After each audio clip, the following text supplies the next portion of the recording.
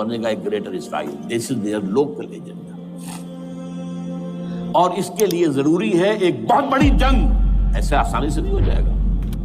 आर्मगेडॉन, जिसको हुजूर ने फरमाया अल मलहमतुल उज़्मा, अल मलहमतुल कुबरा, बहुत बड़ी जंग, जिसकी खौफनाकी और तबाहनाकी का अंदाजा इससे कीजिए। हुजूर फरमाते हैं कि अगर एक बाप के 100 बेटे या एक दादा के 100 पोते होंगे तो उनमें से 99 खत्म हो जाएंगे, एक बचेगा। और एक जगह फरमाते हैं इतनी अमवात होंगी, इतनी लाशें होंगी कि एक निफासत पसंद परिंदा जो है, जो गंदगी पे नहीं उतरना चाहता, वो नहीं उतर सकेगा। उड़ता उड़ता चला जाएगा, लेकिन लाशों का सिलसिला खत्म नहीं होगा, यहां तक कि थक हार कर लाशों पर गिर जाएगा। ये दूर नहीं है। दोस्तों, आपने एक कहावत सुनी होगी, खिसियाई बिल्ली खंबा नोचे। वही हाल अभी हो रहा है नेतन्याहू के साथ। नेतन्याहू जो सोचा था मैं ईरान को आसानी से हरा दूंगा, लेकिन ईरान ने उसको एक्सपोज कर दिया दुनिया के सामने। एक्सपोज होने के बाद इसकी इमेज दुनिया में डाउन होने लगी और ये सोचने लगा कि भाई अब मैं करूं क्या, मैं तो एक्सपोज हो गया, इजराइल की जो सुप्रीमेसी थी दुनिया में खत्म हो गई, अब तो कोई भी हम पे चढ़ के मार सकता है। ऐसे में नेतन्याहू पूरा खलबला गया। अब लेटेस्ट न्यूज आई है कि नेतन्याहू ने कहा है कि कोई भी देश अगर ईरान की न्यूक्लियर प्लांट को रिवाइव करती है तो इजराइल उसके खिलाफ जाएगी। यानी इजराइल सीधे धमकी दे रहा है रशिया को, चाइना को। इजराइल के नेतन्याहू बौखला गया। इसीलिए मैंने कहा कि खिसियाई बिल्ली खंबा नोचे। दोस्तों, ये जब मैं ये स्टेटमेंट सुना ना तो मुझे एक हदीस याद आई। वो हदीस क्या थी उस पर जरा आप गौर कीजिएगा। वो हदीस है दोस्तों, मैं आपको बता दूं रेफरेंस के तौर पे, सही मुस्लिम 2897, सुनन अबू दाऊद 4292 और मुस्नद अहमद और अदर जो हदीस है उसमें ये बातें कही गई है। अब हदीस क्या है मैं आपको बताता हूँ। You will make a secure peace with Romans मतलब Christian, and together you will fight an enemy beyond them. You will be victorious and will collect war booty and then you will camp in a hilly pasture। दोस्तों, ये हदीस से मालूम चलता है कि आखिरी जो समय होगा ना, जब क़यामत की टाइम नज़दीक आएगी, उस समय क्रिश्चियन और मुसलमान एलाई करके किसी तीसरे दुश्मन से लड़ेंगे। तो इस सिचुएशन में ये कैसे मैच करती है, आइए मैं आपको बताता हूँ।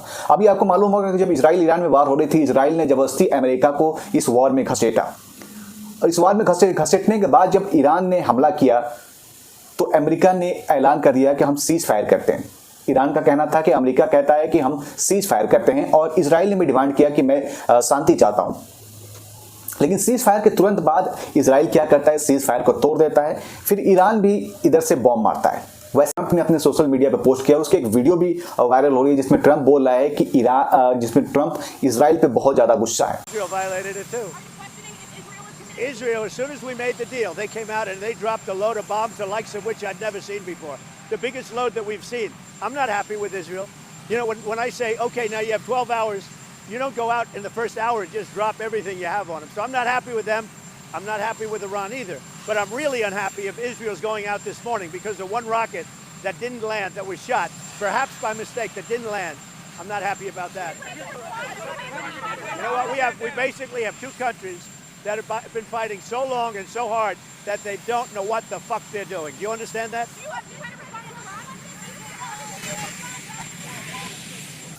ऐसे में साफ मालूम चलता है कि इजराइल जो है ट्रंप की, अमेरिका की बिल्कुल इज्जत नहीं करता। वो अमेरिका को और ट्रंप को दबा के अपने नीचे रखता है, और ये बात सारी दुनिया को मालूम है।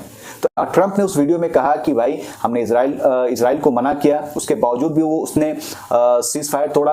अगर इजराइल ऐसा दोबारा करता है तो फिर हम कड़ा एक्शन ले सकते हैं। और उसने ट्वीट करते हुए कहा कि जो भी पायलट ईरान की तरफ जा रहे हैं वह ऐसा ना करें, नहीं तो फिर दिक्कत हो जाएगी। और ट्रंप इजराइल से काफ़ी ज़्यादा गुस्सा लग रहा था। तो ऐसे में दोस्तों ये हदीस कहीं ना कहीं सही होती हुई नजर आ रही है। इजराइल जो कि अमेरिका को दबाना चाहता है, लेकिन अभी का जो ट्रंप का वीडियो आता है उससे ये लग रहा है कि ट्रंप परेशान है। और इस परेशानी में कहीं ऐसा ना हो कि इजराइल अपने घमंड में आके अमेरिका से दुश्मनी मोड़ ले, अमेरिका की बात ना माने। अगर वो अमेरिका की बात नहीं मानता है तो ऐसे में अमेरिका क्या कर सकती है, मुसलमानों के साथ एलाई कर लेगी, मुसलमानों के साथ गठबंधन बना लेगी। और फिर मुसलमानों का दुश्मन कौन? यहूदी। फिर क्रिश्चियन का दुश्मन कौन? यहूदी। दोनों साथ मिलकर ऐसा हो कि क्रिश्चियन ज्यूइश के साथ एक फाइट करें और उसमें इन दोनों जो एलाई है उसकी जीत हो जाएगी। तो ये हदीस कहीं ना कहीं सही साबित होते हुए ऐसा कंडीशन लग रहा है कि हदीस यहाँ पे सही साबित हो सकती है। जैसा ट्रंप का जो वीडियो में जो गुस्सा दिख रहा है, जो उसने एक एब्यूज लैंग्वेज वर्ड यूज किया इजराइल के लिए, और इजराइल जैसे कंडीशन बना रहा है। इजराइल ने अभी कहा कि जो भी देश अगर न्यूक्लियर रिवाइवल के लिए ईरान का मदद करेगी उसके ऊपर मैं चढ़ूंगा। तो ये बातें ट्रंप को नहीं पचेगी। ट्रंप चाहता है कि मैं इस रीजन में शांति लाकर मुझे नोबेल प्राइज मिले, पीस के लिए मुझे नोबेल प्राइज मिले। तो ट्रंप चाहता है कि मैं बीच में बिचौनिया बनकर मैं ये वॉर खत्म करवा दूं। तो सिचुएशन काफ़ी ज़्यादा क्रिटिकल होते जा रही है, काफ़ी ज़्यादा इंटरेस्टिंग होते जा रही है। और ये जो मैंने आपको बात बताया इस पे आपको क्या कहना है, कमेंट बॉक्स में अपनी राय जरूर रखें। क्या ये जंग अब आखिरी जंग की तरफ जा रहा है? क्या ये जंग आर्मेगेडोन की तरफ जा रहा है? क्या दुनिया अब ख़त्म होने वाली है? क्या जो हदीस है वो अब सच होने वाली है? ऐसे में दोस्तों इस चीज़ों पे डिस्कस करना काफ़ी इंटरेस्टिंग हो जाता है। लेकिन ये मैं अभी आप पे छोड़ता हूँ। आपकी क्या राय है कमेंट बॉक्स में जरूर लिखें। वीडियो को ज़्यादा से ज़्यादा शेयर करें और ऐसे ही वीडियो देखने के लिए हमारे चैनल सिद्दीक न्यूज़ को सब्सक्राइब कर लें। मिलते हैं अगले वीडियो में, तब तक के लिए अल्लाह हाफिज़।